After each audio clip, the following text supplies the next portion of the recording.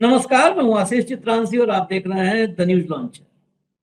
ये खबर जो हम लेकर के आए हैं, मैं शुरू में ही एक टर्म एंड कंडीशन अप्लाई बता दूं। इस खबर को आप गंभीरता से लीजिए। कई बार व्यंग या तंज या मजाक जो होता है ना, उसके पीछे जो गंभीरता होती है वो बड़ी गंभीर बातों में भी नहीं होती। इसलिए मैं पहले ही कह रहा हूं, इसकी गंभीरता समझिए।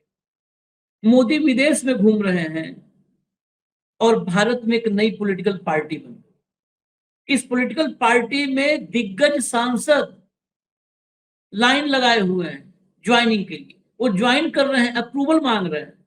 महुआ मोइत्रा, कीर्ति आजाद, सब कह रहे हैं कि इस पॉलिटिकल पार्टी में मैं भी मेंबर बनूंगा, मैं भी शामिल हो रहा हूं। इस देश में वाकई जो हम लोग कहते हैं ना कि सर्कस चल रहा है मोदी जी के राज में, इस देश में वाकई सर्कस। और इस सर्कस में वही कह रहे हैं, सर्कस का जोकर एक फिल्म बनी थी राज कपूर की। उस सर्कस के जोकर के दर्द को, वेदना को उस फिल्म में बड़ा बेहतर उकेरा गया। जो सबको हंसाता था, लेकिन असली पीड़ा वेदना क्या थी उसके मन के भीतर, वही इस सर्कस में भी। इस सर्कस में भी सिर्फ मजा मोदी एंड कंपनी को आ रहा है, बाकी सबके दिल के भीतर घाव ही घाव। और घाव तो अब नासूर में तमाम के तब्दील हो चुके हैं, लेकिन फिर भी वो जोकर बने मुस्कुरा रहे। ऐसे ही एक जोकर कॉकरोच अभिजीत दिमके ने एक पॉलिटिकल पार्टी बना दी। ये पॉलिटिकल पार्टी, इसका नाम है कॉकरोच जनता पार्टी। अभिजीत दिपके इसके फाउंडर प्रेसिडेंट अपने आप को बताते हैं। अपने एक्स हैंडल पर उन्होंने लिख भी दिया है कि founder president cockroach Janata party, CJP. जरा हेमंत भाई को लाइए, फिर कॉकरोच जनता पार्टी। ये इस मैं कहा ना कि ये थोड़ा लगता है कि यार ये तो मजाक, मजाक नहीं है। वो स्याह चेहरा है जिसे हम देखना नहीं चाहते अपने मुल्क, अपने देश, अपने समाज का। वो स्याह चेहरा है जो पूरी दुनिया हमें देख रही है। नीदरलैंड में क्या हुआ? नीदरलैंड के प्रधानमंत्री ने क्या कहा? कहा सिर्फ प्रेस फ्रीडम पर नहीं, बहुत सारी ऐसी बातें हैं माइनॉरिटीज की, मुस्लिमों की, जिन पर मोदी को और भारत को हम लगातार संदेश दे रहे हैं। और हम ही नहीं, हम और पूरा यूरोपियन यूनियन इस पर चिंतित है। प्रधानमंत्री का भोज था प्रधानमंत्री आवास में, हमारे प्रधानमंत्री का, मोदी का डच प्रधानमंत्री के आवास में भोज था, रात्रि भोज। उस रात्रि भोज के पहले भोज, और हमारे प्रधानमंत्री ने कोई जवाब नहीं दिया। जब वहां से निकल करके स्वीडन और स्वीडन से नॉर्वे की तरफ बढ़ लिए, तो हमारे विदेश मंत्रालय के एक सचिव ने, जो पश्चिमी यूरोप का विदेश मंत्रालय में एरिया वाइज होते हैं, पश्चिमी यूरोप का सचिव, मतलब वो आप उसके भी कैटेगरी में नहीं रख सकते हो जो प्रधान सचिव है, सेक्रेटरी सचिव विदेश मंत्रालय। वो पश्चिमी यूरोप का सचिव सीबी, जॉर्ज सीबी शायद नाम है, जॉर्ज सीबी। सीबी ने कहा कि नहीं, उनकी समझ कमजोर थी, जो भारत के बारे में उनको समझ उतनी नहीं थी, इसलिए बोले। सोचिए, जवाब कौन दे रहा है? वहां प्रधानमंत्री कह रहा है, और हमारे यहाँ का वो। ये हालत है हमारे देश की। और इस जो पॉलिटिकल पार्टी की हम कॉकरोच जनता पार्टी की बात कर रहे हैं ना, ये कॉकरोच जनता पार्टी इसी का आईना है, दर्पण है। इस दर्पण में आपको भारत की न्यायपालिका, कार्यपालिका और व्यवस्थापिका तीनों नजर आएंगे।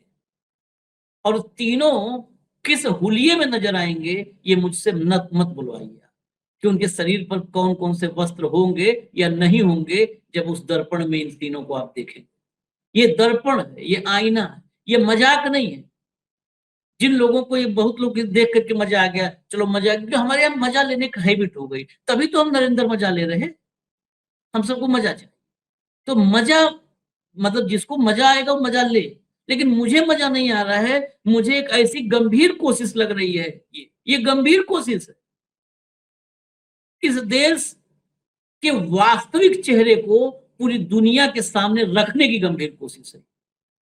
और वैसे भी वसुधैव कुटुंबकम ग्लोबल विलेज है। अच्छा, ग्लोबल विलेज में एक घर की तस्वीर बदरंग हो रही है तो पूरे गांव क्यों ना दिखाया जाए भाई, दिखाया जाना चाहिए। हेडलाइन लाइए जरा और फिर खबर देखिए। सीजेआई की टिप्पणी के विरोध में cockroach Janata party launch, Mahua Moitra Kirti Azad हुए शामिल। चलिए जरा ये दो ट्वीट हो दिखाइए, फिर हेमंत भाई के पास चलेंगे। Those who rig election and spread communal hatred are the real anti-nationals. You are the fighter democracy. You are the fighter democracy needs. Mahua Moitra, welcome to CJP. Mahua दरअसल क्या है, नीचे वाला पढ़िए तब ऊपर का समझ में आएगा। महुआ मोइत्रा ने लिखा, I too like to join the CJP. मैं भी सीजेपी मतलब कॉकरोच जनता पार्टी ज्वाइन करना चाहूंगी, besides being a card carrying member of the anti national party. उसके जवाब में इस इनके ज्वाइनिंग के इस प्रपोजल को एंडोर्स करते हुए कॉकरोच जनता पार्टी से जवाब आता है, those who rig elections and spread communal hatred, जो इलेक्शन रिग करते हैं और कम्युनल मतलब सांप्रदायिक घृणा नफरत फैलाते हैं, वो सब रियल एंटी नेशनल हैं, वो सब असली देशद्रोही हैं। You are the fighter democracy needs. आप वो योद्धा हो जिसे लोकतंत्र, जिसकी लोकतंत्र को जरूरत है। महुआ Moitra, welcome to CJP. Mahua Moitra, आपका स्वागत है कॉकरोच जनता पार्टी में। अगला लाइए, अगला ट्वीट लाइए। कीर्ति आजाद ने लिखा, सांसद है ये लोग, I would like to join the cockroach Janata party, what are the qualifications required. इनके भी उस पर जवाब तुरंत आता है। देखिए जवाब का नेटवर्क अच्छा है। We welcome Kirti Azad to our cockroach Janata party, winning the 1983 world cup is a good enough qualification. तो 1983 का वर्ल्ड कप जीतना ये पर्याप्त है जो है योग्यता इसमें सीजेपी में आने के लिए। कीर्ति आजाद दरअसल बिहार के पूर्व मुख्यमंत्री भागवत झा आजाद के पुत्र हैं। उसके साथ ही ये 1983 में कपिल देव की कप्तानी में जो भारत ने वर्ल्ड कप जीता था, उस वर्ल्ड कप जीतने वाली विश्व विजेता टीम के सदस्य थे 83 में। तो ये तो दो हैं राजनीतिक रूप से, मतलब विरासत में राजनीति भी मिली, पिता मुख्यमंत्री रहे हैं भागवत झा आजाद और ये खुद विश्व विजेता रहे हैं। तो इनके पास तो एक्स्ट्रा क्वालिफिकेशन है, ये दो हम लोगों को भी शामिल करवा सकते हैं कीर्ति झा आजाद, इतना इनके पास एक्स्ट्रा योग्यता है। और एक आध दिखा दीजिए।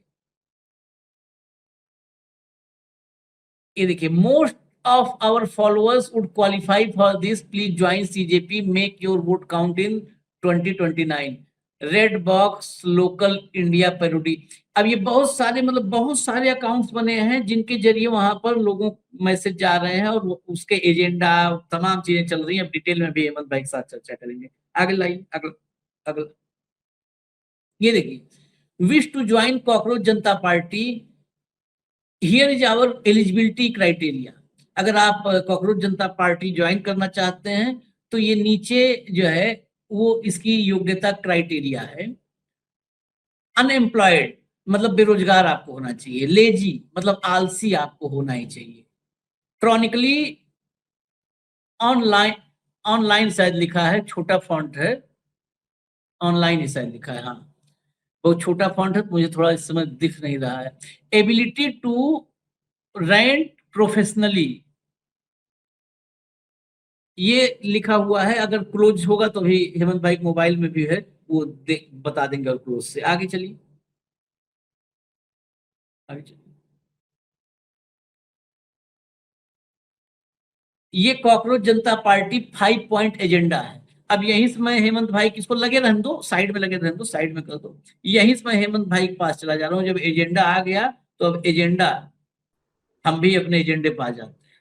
हेमंत भाई, पहली बात तो कॉकरोच जनता पार्टी को हम बधाई भी देंगे और हम यहीं से, हम वहां तो नहीं टाइम मिल पाता, लेकिन यहीं से आवेदन भेज दे रहे हैं कि भाई हम लोग भी मेंबरशिप ले लो। कार्यकर्ता हम लोग को रखना, हम लोग कोई कुर्सी उसे चाहिए नहीं कि प्रधानमंत्री बनना, कार्यकर्ता रखना, लेकिन ज्वाइन करवा लो। ये व्यंग, मजाक या मतलब कॉमेडी यहां तक आपको लग रहा है या इससे कुछ आगे है? मुझे इससे आगे लगता है और बहुत ही सराहनीय भी लगता है। मैं एंडोर्स करता हूं, मैं साथ हूं, समर्थन में हूं इस पार्टी। आशीष भाई नमस्कार, आपको सारे दर्शक साथियों को भी। देखिए, पहला आभार तो बनता है हमारा इस देश की व्यवस्था को, जिसने इस देश के सारे कॉकरोच हम जैसे हैं उनको जगा दिया। सारे के सारे देशों के जो कॉकरोच है उनको एकजुट कर दिया। और आप जानकर हैरान रह जाएंगे, हम दिखा नहीं सकते यहाँ पे, इतने गाने इतने वीडियोज आ चुके हैं कि भारतीय जनता पार्टी को छुपने की जगह नहीं मिल रही है। तो कॉकरोच जनता पार्टी की आप जिक्र कर रहे हैं, ये एक थोड़ा सा हल्का पहलू है। उसके बाद में दुनिया में व्यंग का क्या महत्व रहा है राजनीति में, वो जरूर दर्शकों से शेयर करना चाहूंगा, क्योंकि इस पर काफी मेहनत हो गई है। तो सबसे पहले जो आपने इससे पहला पेज दिखाया था वो दिखा दीजिए, ताकि मैं आप बता सकूं कि इसके अंदर क्या क्या जो है, बस शर्तें क्या है। ये नंबर एक, जो कॉकरोच जनता पार्टी है उसका सदस्य बनने के लिए सबसे पहली योग्यता यह है कि आप बेरोजगार होने चाहिए, चाहे मजबूरी से हो, पसंद से हो या सिद्धांत से हो। नंबर एक। नंबर दो, आलसी होने चाहिए, चाहे शारीरिक रूप से हो, दिमाग घूमता रहना चाहिए आपका। और तीसरा कहा क्रॉनिकली ऑनलाइन, इसका मतलब है रोज कम से कम 11 घंटे ऑनलाइन रहने होने चाहिए आप। नंबर चार, एबिलिटी टू रैंक प्रोफेशनली, यानी कि अच्छे से विरोध करना आना चाहिए। फिर उसके बाद धर्म या जाति या लिंग कुछ भी नहीं देखा जाएगा, जो भी आना चाहिए कॉकरोच जनता पार्टी में उसका स्वागत है। ये तो योग्यताएं हुई। अब पार्टी ने जैसे ही गठित हुई, सोशल मीडिया पे गठित हुई, उसके बाद उसने अपना मैनिफेस्टो भी जारी कर दिया। और दर्शकों को यह बात बहुत गंभीरता से सुननी चाहिए, ये कतई मजाक की बात नहीं, ये इस देश की पल्स है। अब मैनिफेस्टो दिखा दीजिए जरा। पार्टी मैनिफेस्टो क्या कहता है? अगर कॉकरोच जनता पार्टी सत्ता में आई तो किसी भी चीफ जस्टिस को रिटायरमेंट के बाद इनाम के तौर पर राज्यसभा की सीट नहीं दी जाएगी। सुन लीजिएगा ध्यान से। नंबर दो, अगर कोई भी सही वोट हटा दिया जाता है, चाहे वह कॉकरोच जनता पार्टी शासित राज्य में हो या विपक्ष शासित राज्य में, तो सीईसी को यूएपीए के तहत गिरफ्तार किया जाएगा। ठीक? क्योंकि नागरिकों को वोट देने के अधिकार छीनना आतंकवाद से कम नहीं है। कॉकरोच जनता पार्टी कहती है महिलाओं को 33 नहीं बल्कि 50% आरक्षण मिलेगा, और इसके लिए संसद की सदस्य संख्या बढ़ाने की जरूरत नहीं होगी। इसके अलावा कैबिनेट के सभी पदों में से 50% पद महिलाओं के लिए आरक्षित होंगे। उसके बाद नंबर चार, अंबानी और अडानी के खिलाफ बालकाना हक वाले सभी मीडिया हाउस के लाइसेंस रद्द कर दिए जाएंगे, ताकि सचमुच आजाद मीडिया के लिए जगह बन सके। गोदी मीडिया के एंकरों के बैंक खातों की जांच की जाएगी। आखिरी, कोई भी विधायक या सांसद जो एक पार्टी छोड़कर दूसरी पार्टी में जाता है, उसे 20 साल तक चुनाव लड़ने से और कोई भी सरकारी पद संभालने से रोक दिया जाएगा। इससे प्रभावी, इससे क्रिएटिव, आपने इससे विजनरी, आपने आज तक कोई मैनिफेस्टो देखा हो तो मुझे बता दीजिए। आप भी बहुत पुराने और सीनियर साथी हैं, बता दीजिए ऐसा युगांतरकारी। उस मैनिफेस्टो के ऊपर और दिखाइए। आपने टेक्स्ट पढ़े हैं, टेक्स्ट के साथ साथ मैं कहूँ हेमंत भाई, हम लोग टीवी के आदमी हैं, तुम लोग तस्वीर भी देखते हैं। सबसे नीचे आ जाइए, सबसे नीचे आ जाइए। पूरे में आप देखेंगे, पूरे में भारत तिरंगा छाया हुआ है, भारत की जो आत्मा रूह दिखती है। लेकिन सबसे नीचे देखिए, कॉकरोच तिरंगा थामे तैनात है। नहीं आशीष भाई, आज की तारीख में ये हकीकत ये है कि कॉकरोच ही तिरंगा थामे हुए हैं। हाँ, बाकी तो अपने काम में लगे हुए हैं सारे। कोई ट्रोलिंग में लगा हुआ है, लाखों लोग तो ट्रोलिंग में लगा रखे हैं, बाकी पेपर लीक में लगा रखे हैं, दुनिया में कोई गोरक्षा में लगा रखा है, कोई धर्म के प्रचार में लगा रखा है, कोई धर्मांता फैलाने में लगा रखा है। बहुत सारे काम है देश के अंदर, क्रिएटिविटी को छोड़ के सारे काम है। तो साधुवाद है सबसे पहले कॉकरोच जनता पार्टी के संस्थापकों को, और मैं भी इसकी सदस्यता के लिए ये शो खत्म होते ही सबसे पहले अप्लाई करूंगा, ये मेरा वायदा है आपसे। अब आशीष भाई, बहुत गंभीरता की तरफ चलने का समय है, थोड़ा समय है। आपको हिस्टोरिकल बैकग्राउंड बता दूं, दर्शक पसंद करेंगे शायद, मुझे ऐसा लगता है। दुनिया की राजनीति में व्यंग अक्सर शक्तिशाली हथियार साबित हुए हैं, गंभीरता से भी ज्यादा। जो हम गंभीर भाषणबाजी करते हैं और करते हैं, उससे भी ज्यादा अगर कोई हथियार घातक है, उसको कहते हैं व्यंग, सेटायर। ये नेताओं, नीतियों और सामाजिक राजनीतिक विसंगतियों को उजागर करके जनमत प्रभावित करता है, बहस छेड़ता है, और कभी कभी चुनाव या नीतियों पर भी निर्णायक असर डालता है। व्यंग्य हास्य के माध्यम से सच्चाई कहता है, जो सीधे आलोचना से ज्यादा प्रभावी हमेशा होती है। आलोचना करने लगे या हास्य के माध्यम से सच्चाई। और ये गारंटी है मेरी, जितने भी वीडियोस आपने देखे, हम तो दिखा नहीं सकते, म्यूजिक कंटेंट है उसके अंदर, कॉपीराइट आ जाएगा। जितने भी म्यूजिक देखे मैंने वो एक से एक क्रिएटिव है, एक से एक क्रिएटिव, अद्भुत है। साधुवाद उन सारे युवाओं को जिन्होंने ये काम किया है, और मुझे उम्मीद है वो आगे भी देश का जागरण ऐसे ही करते रहेंगे। मैंने कहा कि व्यंग का पूरी दुनिया पर क्या असर रहा है और कैसे गंभीर हथियार रहा है, इसके कुछ उदाहरण अगर आपकी अनुमति हो तो मैं देना चाहूंगा पूरी दुनिया के स्तर। सबसे पहले एक फिल्म आई थी 1940 में, आपको ध्यान होगा, चार्ली चैपलिन की द ग्रेट डिक्टेटर, याद हो गया। चार्ली चैपलिन ने इस फिल्म में एडोल्फ हिटलर और बेनिटो मुसोलिनी की नकल करते हुए फांसीवाद और नाजीवाद की कड़ी आलोचना की। क्या की थी उसमें? चैपलिन ने खुद हिटलर जैसा दिखने वाले डिक्टेटर एडनॉइड हिनकेल का रोल किया था। फिल्म के अंत में चैपलिन का भावुक भाषण, फाइनल स्पीच होता है, जो मानवता, लोकतंत्र और शांति की अपील करता है। ठीक, और उसका प्रभाव क्या हुआ ये सुनिएगा। द्वितीय विश्व युद्ध के दौरान जब अमेरिका अभी युद्ध में नहीं कूदा था, तब यह फिल्म हिटलर के खिलाफ जनमत तैयार करने में काफी निर्णायक हद तक मददगार बनी। जर्मनी और कब्जे वाले देशों में इसे प्रतिबंधित कर दिया गया। आज भी यह राजनीतिक व्यंग का क्लासिक उदाहरण माना जाता है पूरी दुनिया में, जो दिखाता है कि हास्य कैसे तानाशाही का विरोध कर सकता है। और इसीलिए मुझे डर है कि जो वीडियोस कल से चल रहे हैं अपने कॉकरोच जनता पार्टी के, बीजेपी फर्स्ट अवेलेबल अपॉर्चुनिटी पे उनको सारे सोशल मीडिया प्लेटफॉर्म से हटवा देगी। तो जितना जल्दी हो उसको सुन लीजिए, मेंबरशिप ले लीजिए, वो पेज पाज गायब होने वाले हैं सारे के सारे, लेकिन बीजेपी को हिला अंदर से दिया है, इसमें कोई शक नहीं। अब मैं आगे आता हूं। मैंने आपको जिक्र किया 1940 का, चार्ली चैपलिन का। अब चार्ली हेब्दो पे आ जाइए, उन पर जो हमला था 2015 में। फ्रांस की पत्रिका चार्ली हेब्दो ने पैगंबर मोहम्मद के खिलाफ कार्टून छापे जो इस्लामी कट्टरपंथियों को आपत्तिजनक लगे। 7 जनवरी 2015 को पेरिस ऑफिस पर आतंकवादी हमला हुआ, 12 लोग मारे गए। विश्व स्तर पर अभियान चला जो अभिव्यक्ति की स्वतंत्रता और सेक्युलरिज्म का प्रतीक बन गया। तब इस घटना ने व्यंग की सीमाओं, जो ईशनिंदा और धार्मिक संवेदनशीलता पर पूरी दुनिया में बहस छेड़ी। फ्रांस में धर्मनिरपेक्षता की रक्षा का मुद्दा बन गया, हालांकि मुस्लिम समुदाय में निरंतर विवाद भी बनता रहा। फिर टीना फे का आपको ध्यान होगा, सैटरडे नाइट लाइव पर सराह पालिन इंप्रेशन 2008 का। उसमें क्या हुआ था? 2008 में अमेरिकी चुनाव में रिपब्लिकन वाइस प्रेसिडेंट के कैंडिडेट सराह पालिन की नकल टीना के एसएनएल पर की। उन्होंने पालिन की यू बेचा स्टाइल, अनुभव की कमी और गफों को खूब पकड़ा, कायदे से पकड़ा शो के अंदर। प्रभाव क्या हुआ? कई विश्लेषकों के अनुसार इसमें पॉलिन की लोकप्रियता घटी, फे इफेक्ट आया और मैकिन पालिन टिकट को नुकसान पहुंचा। एसएनएल की राजनीतिक व्यंग की ताकत का यह बेहतरीन उदाहरण था, जो दिखाता है कि कॉमेडी कैसे चुनाव की धारणाएं भी बदल सकती है। आप गंभीर बात करते रहिए, कोई सुने ना सुने, लेकिन जब आप मजाक में बात करते हैं, ये आपको क्या लगता है, जो पंजाब के अंदर जो मुख्यमंत्री महोदय, इनकी सबसे बड़ी यूएसपी क्या है? ये इंस्टेंटली कनेक्ट करते हैं, आप उनको समझ ही नहीं पाते, वो भाषण दे रहे, व्यंग कर रहे, कौन सी पॉलिटिकल बात है, कौन सी व्यंग की बात है। उसके बाद जो है आपने देखा होगा जॉन स्टुअर्ट का सीएनएन के क्रॉस फायर पर जो हमला था 2004 के अंदर। इन सब चीजों का एक अपना रोल रहा है। अब ब्रीफ में अगर आप आएंगे तो राजनीतिक कार्टून एक बहुत बड़ा इंपैक्ट रहा है पूरी दुनिया के ऊपर, व्यंग जिसको हम कहते हैं। बेंजामिन फ्रैंकलिन का ज्वाइन और डाई 1754 सांप वाला कार्टून अमेरिकी उपनिवेशों को एकजुट करने में निर्णायक हद तक मददगार रहा था। थॉमस नास्ट के कार्टूनों ने तमय हाल में भ्रष्टाचार उजागर किया और अब्राहम लिंकन के चुनाव में काफी योगदान दिया। फिर ब्रिटिश व्यंग, जेम्स गिलारे के 18वीं सदी के कार्टूनों ने राजनीतिक हस्तियों को निरंतर निशाना बनाया और वापस रास्ते पर लाया।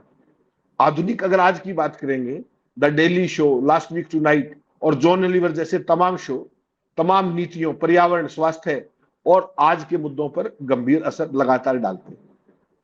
तो आशीष भाई, ये मैंने क्यों बताया आज के संदर्भ में?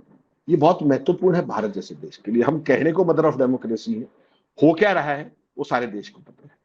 तो बेसिकली जो ये सटायर है, जो व्यंग है, ये राजनीति को ज्यादा लोकतांत्रिक बनाता है और कोशिश करता है कि सत्ता को जवाबदेह ठहराया जाए, लेकिन कुछ हद तक विवादास्पद भी हो सकता है, इसमें कोई शक नहीं।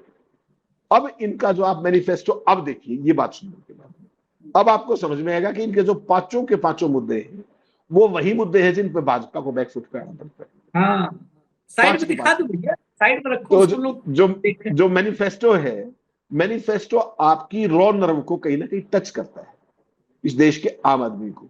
पहला क्या है, सबसे पहला फिर कि जजों को राज्यसभा नहीं दी जाएगी। बताइए, गजब कर दिया। ये इसका मतलब देश की तासीर को पकड़ रहे हैं कहीं ना कहीं। देश की हर एक कानूनी वोट को बचाया जाएगा, इसका मतलब आम आदमी में वोट चोरी का मैसेज लाउड एंड क्लियर चला गया है। महिला आरक्षण पे मोदी जी महिला वंदन करते घूम रहे थे, इन्होंने कह दिया 50% आरक्षण देंगे, संसद में भी और कैबिनेट में भी, और सीट बढ़ाने की कोई जरूरत नहीं। और जो दल बदल का जो रोग है, जो भारतीय जनता पार्टी की वॉशिंग मशीन जिसको आप कहते हो, उसके अंदर जिसने भी एक बार पार्टी बदली है, उसके चुनाव लड़ने पर 20 साल के रोग, कोई भी पद देने पर 20 साल के रोग। क्या आपको नहीं लगता ये पांचों मुद्दे इस देश की दुखती रंग है आज की तारीख में? भारतीय जनता पार्टी जिस तरीके से आई, छाई और पूरे सिस्टम को कब्जाई, उसका एक ये निर्णायक इंपैक्ट आपको दिख रहा है कि लोग इन सारी बातों की चर्चा कर रहे हैं, सोशल मीडिया प्लेटफॉर्म पर कर रहे हैं। ये कितने दिन कर पाएंगे? वही जो मैं आपको कहता हूं ना कि यूट्यूब कितने दिन भारत में और आजादी से बोल पाएगा, हम लोग कितने दिन शो कर पाएंगे, सवाल वो नहीं। सवाल ये है कि हर वो आदमी जो देश की सोचता है, जो संविधान की सोचता है, जो लोकतंत्र का शुभ चिंतक है, जो गांधी जी के नियमों में भरोसा करता है, गांधी जी की फिलॉसफी में भरोसा करता है, उसको डेमोक्रेसी बचाने के लिए आना चाहिए। आप ये बताइए, चंद घंटों के अंदर हजारों लाखों सब्सक्राइबर आ जाना, आप इसको मजाक समझ रहे हैं क्या? इसका मतलब बड़ा साफ है कि इस देश में ऐसे प्लेटफॉर्म की बहुत सख्त कमी है। एक पूरे का पूरा वैक्यूम है। भारतीय जनता पार्टी बेवकूफ बनाने में लगी हुई है, पूरे देश को, पूरे समाज को, ठीक अपने अंदाज में। विपक्ष लोगों को राजनीतिक भाषा में समझाने की कोशिश कर रहे हैं, लोग संभवतः समझ नहीं पा रहे हैं। व्यवस्था भाजपा के साथ होगी और उसका निर्णायक ये निकला कि अब व्यंग की भाषा में भारतीय जनता पार्टी निशाना बनाया। ये है निर्णायक। तो कुल मिलाकर के ये बहुत ही एक इनोवेटिव और क्रिएटिव आइडिया है, साधुवाद है फिर कहता हूं उनको, संस्थापकों को। और इस देश को आज से ज्यादा इस चीज की जरूरत कभी नहीं थी, इतनी गंभीर जरूरत। आप गंभीरता से बात करते रहिए, कोई सुनता ही नहीं, कोई बात ही नहीं करता। कई बार मैं आपको कहता हूं कि भाई कभी कभी हमें भी व्यंग के शो करने चाहिए। क्यों? संभवतः वो जो ट्रोल हैं, जो शब्दनिरपेक्ष लोग हैं जो छोड़ रखे हैं हमारे पीछे, हो सकता है वो भाग जाए यहाँ पे, क्योंकि यहाँ तो हमारे पास शब्दों की सीमा है और सारा है। और मैं तो कहता हूँ लाइव करना चाहिए व्यंग शो, ताकि ये जो भाई आते हैं गाली गलौज करने के लिए, इनको भागने की जगह ना मिले। तो आशीष भाई, ये जो कॉकरोच जनता पार्टी है, जो ये सारे का सारा इनोवेशन है, जो चाहे फेसबुक पेज बनाए, चाहे इंस्टाग्राम बनाने की सोच रहे हैं, चाहे मेंबरशिप ड्राइव चला रहे हैं, ये कुल मिलाकर के मास मोबिलाइजेशन बढ़े, ये मास मूवमेंट बढ़े, ये डेमोक्रेसी के सवालों को आगे बढ़ाए, ऐसी सदिच्छा, ऐसी शुभकामनाएं मैं और आप तो जरूर करना चाहिए। चलिए, शुभकामनाएं भी हैं हमारी, और हम तो मन से वचन से, हम तीनों में साथ रहते हैं। मनसा वाचा कर्मणा, हम मन से वचन से कर्म से तीनों साथ। और व्यंग की ताकत को तो मैं हमेशा इंडोर्स करता हूं, क्योंकि मैं तो बेसिकली पत्रकारिता और अपने मतलब शैक्षणिक जीवन से ही व्यंग करने में और व्यंग सुनने में यकीन करता रहा। अभी भी बहुत सारे लोग मेरे जो बहुत शुभचिंतक हैं, मित्र हैं, बड़े हैं, छोटे हैं, वो अक्सर कहते हैं कि बहुत बढ़िया आपने फलाना चीज जैसे बोल। तो बोलना जरूरी है और इनकी पोल खोलना जरूरी है। कॉकरोच जनता पार्टी में हम भी हैं। हम लोग फिर कह रहे हैं, हमारी महत्वाकांक्षा नहीं है पार्टी का अध्यक्ष बनने की। अभिजीत टीम के एकदम निश्चिंत रहना, हमें पार्टी अध्यक्ष नहीं बनना है, ना हम पार्टी स्प्लिट करेंगे, न हम पार्टी में राघव चड्ढा बनेंगे। एकदम सब बता दे रहे हम पहले से। ये पहले से क्लियरिटी जरूरी है। महुआ मोइत्रा और इन लोगों ने नहीं क्लियर किया है, कीर्ति झा ने, ठीक है। ये राजनीतिक लोग हैं, इनके मन में कुछ हो सकता है, दूषण प्रदूषण खदूषण हो, लेकिन हमारे साथ कुछ ऐसा नहीं है। हम न राघव चड्ढा बनेंगे, न स्वाति मालीवाल बनेंगे। हम लोग पक्का एकदम रहेंगे कार्यकर्ता बन के, और रोज कॉकरोच जनता पार्टी की तरफ से ऑफिशियल यहीं पर जिसे नीचे लिखा है ना, सीनियर जर्नलिस्ट एडिटर, इसकी जगह पे हमको आप लोग मान सकते हैं कि कॉकरोच जनता पार्टी के राष्ट्रीय प्रवक्ता। तो राष्ट्रीय प्रवक्ता राष्ट्रीय, अब देखो हम अपना डिजिग्नेशन, अभिजीत टीम के हम पहले बता रहा, अपना डिजिग्नेशन और हेमंत भाई डिजिग्नेशन हमने खुद मांग लिया है। अब इसको अगर अनुशासनहीनता आप मानते हो तो कारण बताओ, नोटिस जारी करना, हम जवाब देंगे। ठीक है, तो जो है बकायदा उसी सिस्टम में ही हम लोग भी डल रहे हैं। फिलहाल इजाजत दीजिए, और इस देश में सच्चाई को लाने का सिलसिला किसी भी तरीके से लाए, मुखर होकर के लाने का सिलसिला हम जारी रखेंगे, बिल्कुल जारी रखेंगे। और ऐसे युवा जो निर्भय होकर के, इस देश में सबसे बड़ी प्रॉब्लम है भय, डर। 12 साल में 2 चीज मोदी जी ने कामयाबी के साथ फैलाई है, कामयाबी के साथ, भय और भ्रम। पूरा देश भ्रमित है, पता ही नहीं है कि विश्वगुरु क्या होता है, पता ही नहीं है कि जो है कौन सा मॉडल सिटी और कौन कौन सिटी बना रहे थे, गोद लिए हुआ गांव, पता ही नहीं है किसी को कि क्या होता है। तो भ्रम फैलाया और भय। जो लोग भी लोकतंत्र के हिमायती हैं वो सब भयभीत बैठे हुए हैं कि अरे यार लोकतंत्र के चक्कर में जेल ना हो जाए। तो भय और भ्रम से निकलिए, ऐसे युवाओं के साथ आप सबको खड़ा होना चाहिए जो देश में घूम रहे पाखंडियों के चेहरे से मुखौटा उतार दें ऐसे, और दिखाएं कि देखो इनका चेहरा क्या है। तो इजाजत दीजिए हमें। धन्यवाद हेमंत भाई, बहुत बहुत धन्यवाद, नमस्कार।